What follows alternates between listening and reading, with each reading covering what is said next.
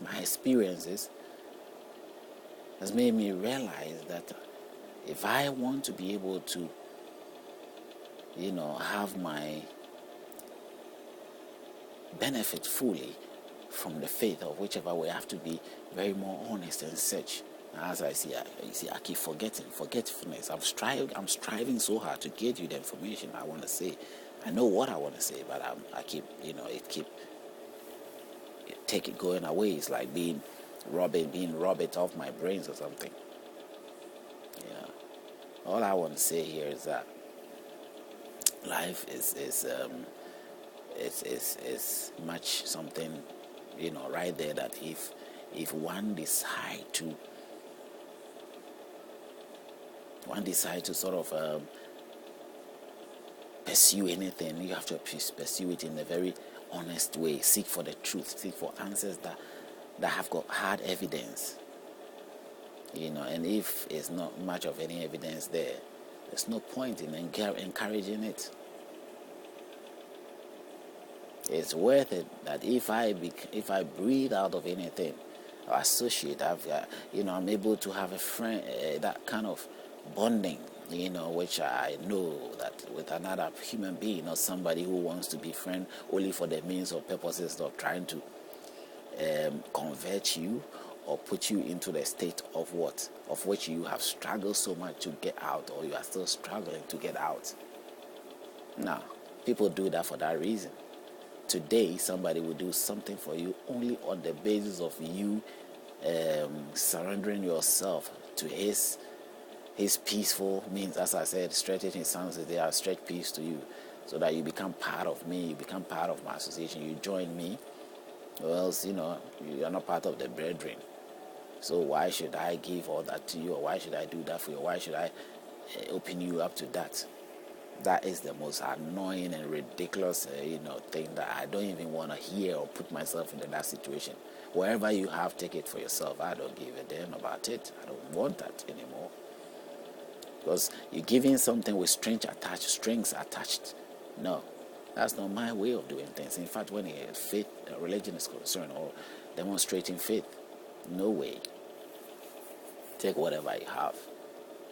Maybe I'll go to my grave and leave you to whatever you do. Eventually, you will join me later. You'll be there anyway. With whatever you do or whatever smartness you think you might be, you will join me there, whether you like it or not. That I know for sure. I'm not asking you or cursing you to die. No, that's not what it is. I'm just telling you the fact that definitely you go there, I'm going there, everybody is going there. So we are all by nature, if it's a curse, we say by nature we're all cursed then. And in fact, the religion you might join, if you are a Christian, it is clearly stated there. In the Muslim, it's clearly stated there. Ordained and cursed for you to go through death. So if that's the case, fine. But it is worth it to have logic behind you, to be able to seek for the truth, the honest truth, and let that become the guide of your life. So when Christians would join together and they were judging me and they were continue whatever, my only defense was the very book. I look into the book, I see the text, I question the text.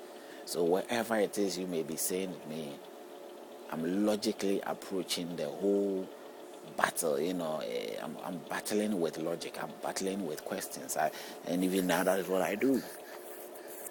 Your negativity, if you can, if you are able to prove otherwise or try to make sense of your judgment, mind, or whatever you are judging me of, then you win. You win over me. You toppled me. You sort of, have crashed me down. But I know for sure you cannot topple me down. You cannot make logic out of what you claim. You only say it, you're dancing to provoke me. You probably will be doing all sort of things to make me feel that all is well. In fact, I almost felt that way some time ago. So I won't give myself to all those things anymore. Whatever you have, whatever you try to reflect, to entice me or to come in, it just won't be something working. Now, all that I sort of want to share with you here is that no matter what they did or what they keep doing, as Christians, I just realized that these are people who are mainly made themselves so mean and not realize that. And unknowingly, others do it and don't know what they're doing. Because when you're judging me, you find out what is judgment. What is judgment? Let's define what judgment is. You understand?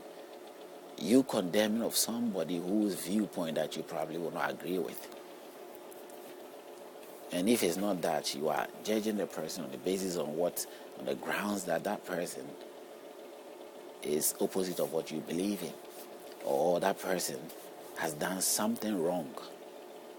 And so you are condemning that person. You judge that person and condemn the person to whatever sentence.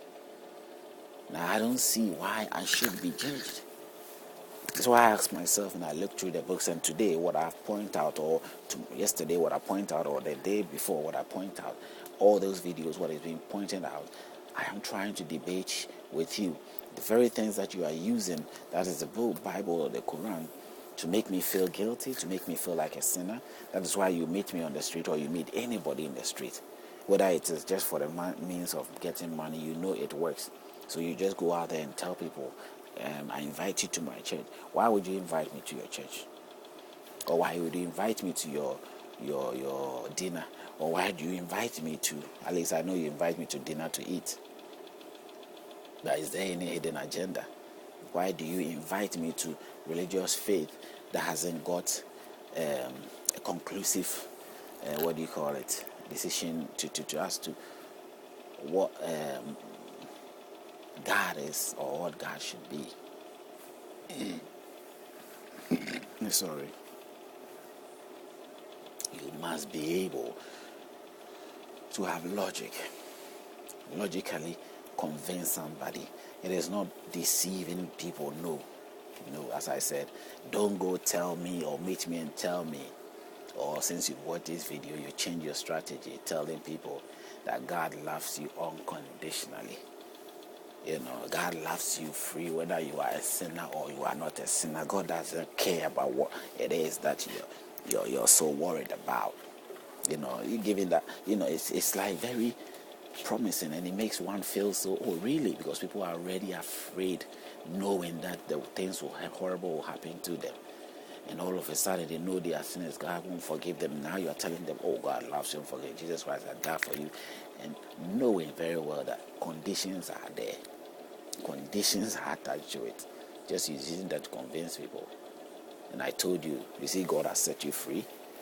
And somehow you have to set the person free, because you make him dance, and you've got so many songs, and you've made so much entertaining things stand in the way, or not really stand in the way, but you've been so entertaining that he has completely forgotten what he naturally feels or goes through. The guilt is like cannot be felt anymore. So he or she may be thinking that she's safe now, safe from God. Now I'm telling you that God didn't even judge. God has not even judged you, because it won't be judged. Thinkable. It's unthinkable to think that God has condemned you or judged you. Why would he do that? He won't first do that anyway. That's a cheap shot. That's a low shot. Low life. I think he won't do that. So he won't be so illogical, or let's say unwise, to make such a commitment, or so this thing, to put himself in that situation. No, it's a man who will do that. A man who has limitations and haven't got the infinite wisdom will have to do that. Because, hey, I may be whatever you may think of, but I'm not dumb. And the words are very clear. God shouldn't do that. So it doesn't matter what a book is saying or what anything is saying. Common sense should tell you that God will not do that. God has not got issue with me. I am not guilty of anybody's sin, or guilty of my own sin. The life I have lived is not a bad life. I didn't go raping people. I didn't go do that. That doesn't mean that I'm justifying myself. I did some things I did. You understand? Some things I did